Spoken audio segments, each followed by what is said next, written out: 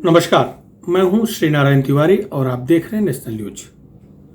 उत्तर प्रदेश के कैबिनेट मंत्री स्वामी प्रसाद मौर्य का पार्टी छोड़ना, मंत्री पद से इस्तीफा देना और उनके साथ बहुजन समाज पार्टी से आए सारे नेताओं का पार्टी छोड़कर जाना, यह स्पष्ट संकेत है कि जो लोग बाहर से आए थे, जब तक सत्ता सुख मिला, सत्ता सुख भोगे, उन्हें लगा कि आगे टिकट नहीं मिलेगा उनको अथवा उनके समर्थकों को, तो धीरे से कन्नी काट गए, बाहर का रास्ता देख लिए, वहां चले जाने की कोशिश किए जहां उन्हें पूर्ण टिकट, उनके लोगों को बड़ी मात्रा में टिकट मिल सकता है। सीधी सी बात है कि समाजवादी पार्टी अपना दरवाजा खोल के रखी हुई है, जो भी आओ टिकट पाओ, चुनाव लड़ो। तो भारतीय जनता पार्टी 5 साल राज कर चुकी है उत्तर प्रदेश में, 7.5 साल राज पूरे देश में कर चुकी है, तो उन्हें अब एंटी इनकम्बेंसी का डर तो सता ही रहा है। तो टिकट देने से पहले वो फूंक फूंक कर कदम रखेंगे, सोच समझ कर टिकट देंगे, यह निश्चित है।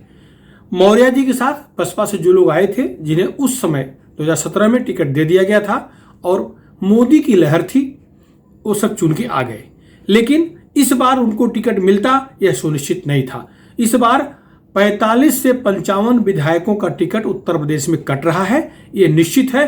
पार्टी आलाकमान ने यह फैसला ले लिया है। लखनऊ और दिल्ली का एक ही रुख है कि जिन लोगों ने सही ढंग से जनता की सेवा नहीं की है, लूट खसोट रोकने में सफल नहीं रहे हैं अथवा लूट खसोट को बढ़ावा दिए हैं, उनका टिकट कट रहा है। खासतौर से पूर्वांचल में वो लोग जो समाजवादी पार्टी के लोगों को अथवा जो अन्य दल के लोगों को फायदा पहुंचाए हैं, अपने कार्यकर्ताओं को कोई फायदा नहीं दिए हैं, अपने कार्यकर्ताओं का नुकसान किए हैं, उनका टिकट कटने जा रहा है। सूत्रों की माने तो पूर्वांचल के उन सभी विधायकों का टिकट कटेगा जो दूसरे निर्वाचन क्षेत्र के मूल निवासी हैं और किसी अन्य निर्वाचन क्षेत्र से ऐन मौके पर टिकट हासिल कर लिए थे। लहर थी मोदी की, लहर थी पूर्वांचल में भाजपा की, वो चुन के आ गए। इस बार उनका चुन के आना मुश्किल है, क्योंकि उन्हें उस क्षेत्र की जनता जिन्होंने चुन के दिया था बाहरी ही समझती रही और ये विधायक गण भी बाहरी के रूप में ही ट्रीट किए। उन्हें पता है अगली बार टिकट नहीं मिलेगा तो उनको ये जनता वोट देगी कि नहीं, पता ही नहीं। जब टिकट ही नहीं मिलेगा तो वोट मिलने का सवाल नहीं, इसलिए उन्होंने वह काम नहीं किया जो पार्टी के हित में करना आवश्यक था। इस बात की चर्चा, इस बात की जानकारी योगी के पास भी है, अमित शाह के पास भी है, मोदी जी के पास भी है, प्रदेश अध्यक्ष स्वतंत्र देव सिंह के पास है, सबके पास है। डिप्टी सीएम दिनेश शर्मा हो, डिप्टी सीएम मौर्य जी हो, केशव प्रसाद मौर्य जी हो, सबको जानकारी है। इन सबकी नजर बारीकी से प्रत्येक विधायक पर रही है। तो ये 45 से 55 विधायकों को पत्ता कट हो रहा है, ये निश्चित है। बसपा से आए मौर्य जी को, स्वामी प्रसाद मौर्य जी को क्या नहीं मिला? 5 साल लगातार कैबिनेट मंत्री थे, उनके बेटी को सांसद बनाया यही योगी ने, यही मोदी ने। इतना नहीं, बेटे को टिकट दिया, बेटा हार गया, तो उसमें भाजपा की क्या गलती है? यह निश्चित है कि उनके साथ जो लोग आए थे, सारे के सारे लोगों को आंख बंद करके टिकट नहीं मिलेगा, क्योंकि उनके साथ आए बसपा के नेताओं को जिन्हें टिकट मिला, 5 साल विधायक रहे और अन्य पदों पर रहे, लेकिन भारतीय जनता पार्टी के मूल कार्यकर्ताओं का वो काम कभी नहीं किए। यह निश्चित है। आज स्थिति यह है, उनके क्षेत्र का, उनके विधायकों वाले इलाकों के असली भाजपाई दुखी हैं। इस बात की जानकारी पार्टी के आलाकमान के पास है। और मौर्य जी पिछले 1.5-2 साल से नाराज चलने का नाटक कर रहे हैं, नाराज होने का दिखावा करते रहे हैं। क्यों? क्योंकि उनको ऐसा लगता है कि उत्तर प्रदेश में अगर कोई है तो केवल मौर्य ही मौर्य है। उनको एक उप मुख्यमंत्री मौर्य हैं, वो खुद कैबिनेट मंत्री मौर्य हैं और बहुत सारे पदों पर भारतीय जनता पार्टी के मौर्य लोग हैं। इसमें 2 राह नहीं, भारतीय जनता पार्टी में काम देख करके पद मिलता है, ऐसा दावा मोदी करते हैं, अमित शाह करते हैं। तो केवल और केवल कितने मौर्य लोगों को मंत्री बनाती बीजेपी सरकार, कितने मौर्य लोगों को जिलाध्यक्ष बनाती बीजेपी सरकार, कितने मौर्य लोगों को टिकट दे करके सारे के सारे उनको बड़े बड़े पदों पर बैठा देती? ये तो सोचना पड़ता था। मौर्य समाज का सम्मान होना ही चाहिए, और हर समाज का सम्मान होना चाहिए, केवल मौर्य ही क्यों। चुनाव आ गया तो कोई राजभर कह रहा है कि 100% वही है, कोई निषाद जी कह रहे हैं कि 100% निषाद हैं। अब जमीन पे जाइए, देखिए 10-20 गांव में कोई 2-4 घर निषाद मिलते हैं, 10-20 गांव में एक आध गांव होता है राजभर लोगों का, तो सब यही हो गए।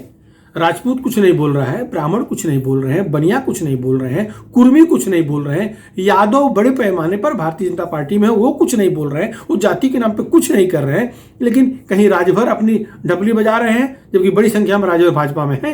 मैं ओम प्रकाश राजभर बात कर रहा हूं। निषाद लोग अलग से डबली बजा रहे हैं, बस वही सत्ता देंगे तो सत्ता मिल जाएगी। अरे भाई कितने परसेंट हो? अगर सारे तो आपके हाथ में ही सत्ता की चाबी है तो 70 साल सत्ता देते आए, क्यों नहीं उनसे अपना लाभ करा के लिए? 70 साल से केवल आपके बल पे ही सरकारें बनी ना। कांग्रेस का राज आपके बल पे हुआ ना, बीपी सिंह का राज आपके बल पे हुआ ना, मुरारी देसाई का राज आपके बल पे हुआ ना। तो क्यों नहीं अब तक आप अपना पूरा संकट दूर कर लिए? समाज की सारी समस्याएं क्यों नहीं सॉल्व करवा लिए? आज आपको समाज समस्या दिख रही चुनाव आने के बाद। पहले समस्या समाज के पास थी नहीं। 70 सालों से कहां सोए थे?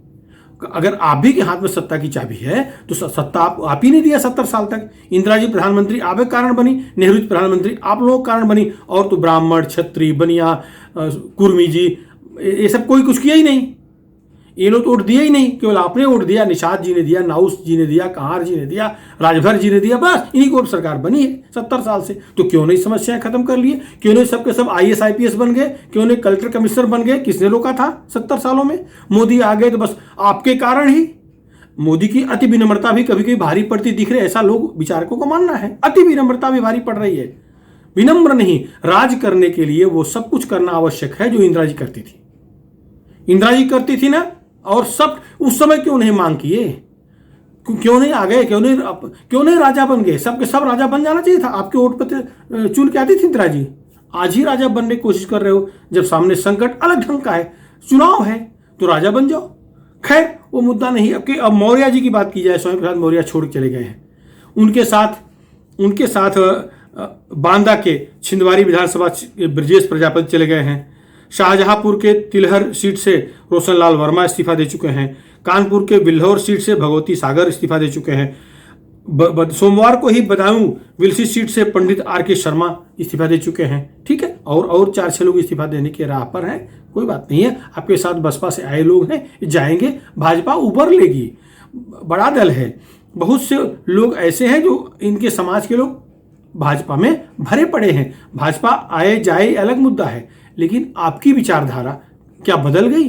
जिस समाजवादी पार्टी को गुंडों की पार्टी कहते थे, बसपा में रहते हुए जिनके खिलाफ संघर्ष कर रहे थे, क्या समाजवादी पार्टी कार्यकर्ता स्वीकार कर लेंगे? वो गुंडे आपको पसंद आ जाएंगे? भी 5 साल बीजेपी में सत्ता सुख लिए, तब उन्हें गुंडा ही कहते थे। क्या वो सर्टिफिकेट जो गुंडा का दिए हो मिट जाएगा? अब वो शरीफ, ये सज्जन महापुरुष बन गए सबके सब। अब कोई बलात्कार वहां समाजवादी पार्टी के नेता नहीं करेंगे। अब कोई प्रजापति बलात्कारी नहीं कहलाएगा आपके मुंह से। सब सज्जन, सब शरीफ, केवल स्वार्थ के लिए। अरे भाई, ये सच है कि राजनेता हवा का रुख देख करके अपना रुख बना लेते हैं, लेकिन हवा का रुख उत्तर प्रदेश में ऐसा नहीं है कि समाजवादी पार्टी सत्ता में आ रही है। अभी का सर्वे, सब जितने सर्वे हुए हैं, सब में 280 सीट से अधिक सीटें भाजपा को मिलती दिख रही हैं। 403 में 202 सीट की आवश्यकता होती है। कुल 403 विधानसभा सीट है, 202 के ही सीट मिलने वाली पार्टी को सरकार मिलती है, सरकार बना लेती है। तो भी अभी तक के सारे सर्वे कह रहे हैं कि 270-80 के ऊपर सीट बीजेपी की आ रही है। वो 330 का दावा करें अलग बात है, हर पार्टी दावा करती है, वो ये मुद्दा नहीं है। लेकिन क्या उत्तर प्रदेश जनता आंख बंद करके जाति पे वोट देने वाली है? क्या उत्तर प्रदेश जनता को नहीं दिख रहा गुंडे खत्म है? नहीं, सारे गुंडे जेल में नहीं दिख रहा है, जेल में है, कब्रिस्तान के अंदर चले गए, शमशान में जल गए हैं, या प्रदेश छोड़ के भाग गए, ये नहीं दिख रहा है। इसके पहले सच्चाई नहीं थी कि बहू बेटियां घर से शाम को 4 बजे के बाद नहीं निकलती थी? क्या भूल गए लोग? क्या भूल गए चौराहे पर कट्टा लेकर के एक बिरादरी के लोग खड़े रहते थे, आने वाले मोटरसाइकिल वालों को गोली मारने की कोशिश करते थे, पॉकेट बटुआ सब छीन लेते थे? क्या जनता भूल गई है? क्या एक भी ऐसा चौराहा होता था जहां पर फ्री में एक जाति के लोग चाय नाश्ता बनिया के यहाँ खड़े नहीं करते थे? क्या लोग भूल गए हैं? नहीं भूले हैं। जनता देख रही है। आज स्थिति है क्या? आज वो सारे गुंडे, चुनाव डिक्लेयर हो गया फिर भी उनकी हिम्मत नहीं पड़ रही है कि चौराहा पर राजनी कर सके, किसी गली में, किसी पगडंडी पर खड़े होकर के किसी सिनेटी कर सके, हिम्मत नहीं पड़ रही है। पुलिस प्रशासन टाइट है। ये फर्क नहीं दिख रहा है क्या? तो जनता को मैं ये नहीं कह रहा हूं सब योगी के वहां के भक्त है, सब योगी वोट दे देंगे, लेकिन काम नहीं हुआ है क्या? विकास नहीं हुआ क्या? सड़कें नहीं बनी क्या? इंडस्ट्री नहीं लगी क्या? कानपुर का विकास नहीं हो रहा है क्या? पश्चिमी प्रदेश विकास नहीं हो रहा है क्या? पूर्वांचल विकास नहीं हो रहा है? हो रहा है, सबको दिख रहा है। घर लोगों के यहाँ बैंकों में पैसे जा रहे हैं, अब कोई दलाल नहीं कट मनी लेने के लिए। किसानों को पैसा जा रहा है, भूमिहर किसानों को जा रहा है, भूमिहीन किसानों को जा रहा है, मजदूरों को जा रहा है, सबको पैसा सीधे खाते में जा रहा है। क्या उनको नहीं दिख रहा है? मेरा एक परिचित मुस्लिम बच्चा है, हमारे क्षेत्र का है, बता रहा था कि उसकी माँ को अब तक 3 बार पैसा आ गया। माँ उसकी विधवा है, 3 बार पैसा आ गया। मुझे बताया कि चाचा मेरी माता जी तो कह रही हैं कि योगी जिंदाबाद, मोदी जिंदाबाद। मैं पूछा क्यों बेटा, तुम तो मुस्लिम हो? बोले माता जी गाली दे, कहती हैं कुछ नाम ले गाली दी। बोलती हूँ उस नजदीक गाड़े ने क्या दिया मुझे आज तक? उसे अब तक हम लोग वोट दिए, क्या दिया उसने? और कम से कम बिना कुछ मांगे मैं मुस्लिम हूँ, फिर पैसा मेरे पास आ गया, 3 बार पैसा बैंक में आ गया।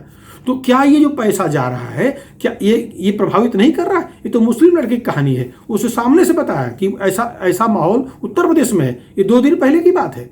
तो क्या सच्चाई सबको सामने नहीं दिखेगी? सच है 2+2 4 होगा कि 2+2 3 होगा या 5 होगा? नहीं, 4 ही होगा ना। तो जनता देख रही है। और मुझे बड़ा आश्चर्य हो रहा है, क्या भगवान राम का भव्य मंदिर, जिसको रुकवाने के लिए कांग्रेस, सपा, बसपा सब लगे थे, आज वहां भव्य मंदिर बन रहा, क्या नहीं दिख रहा है लोगों को? क्या झूठे आरोप जो पैसा खाने के लगाए जा रहे हैं जमीन खरीदने के लेकर के, उसका मंदिर से लेना देना नहीं है। गेस्ट हाउस की बात हो रही, स्टेशन नजदीक का मुद्दा है, उसकी जांच चल रही है। जांच भी IAS लेवल पर किया जा रहा है। क्या झूठे आरोप लगाने वालों को कोड़ नहीं पकड़ेगा? क्या ये नर्क में नहीं जाएंगे? नर्क में जाए न जाए, यहीं रो रो के मरेंगे, यहीं घर से बाहर भीख मांगेंगे। ऐसे बहुत सारे धनाढ़ लोगों को भीख मांगते देखा गया है। रामद्रोही कौन बचा है? रावण नहीं बचा, तो ये लोग बचेंगे क्या? काशी कॉरिडोर का मामला लोगों को नहीं दिख रहा है? क्या भव्य भारत का निर्माण नहीं करना है?